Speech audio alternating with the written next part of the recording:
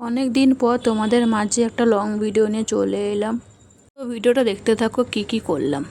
আজ একটা বিশেষ দিন, তাই তাই সেজে গুজে বেরিয়ে পড়লাম রাস্তায়। এই বিশেষ দিনটি হলো আজকে দাদা বৌদি রেজিস্ট্রি হবে, এতদিন করেনি, এবার করছে।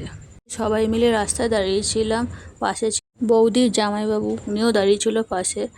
তারপরে বৌদি চলে এলো সঙ্গে, একসাথে যাচ্ছি হেঁটে। এই রাস্তাতে যেতে যেতে হঠাৎ মনে পড়ে গেল আমার স্কুলের জীবনের কথা। এই রাস্তায় দিয়ে যেতে পরে আমার কোচিংয়ের ক্লাস। বাড়িগুলো দেখছো, এই বাড়িগুলোর মধ্যে যে কোনো একটা বাড়িতে টিউশনি পড়তে আসতাম। তারপরে চলে এলাম ম্যারেজ রেজিস্ট্রির ঘরে, দাঁড়িয়ে আছি, ওনাকে ফোন করে ডাকা হবে, তারপর উনি এসে গেট খুলে দিবে। দাদা ফোন করছে।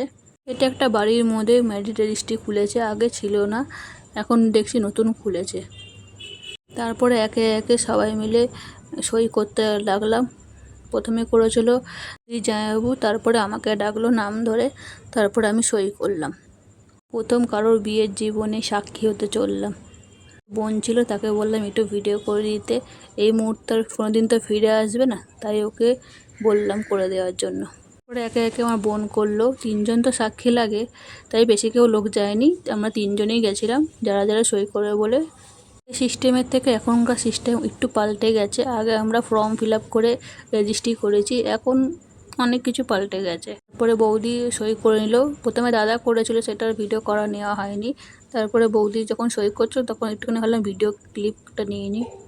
সারা জীবনের জন্য বন্ধনের খাতায় নাম উঠে গেল।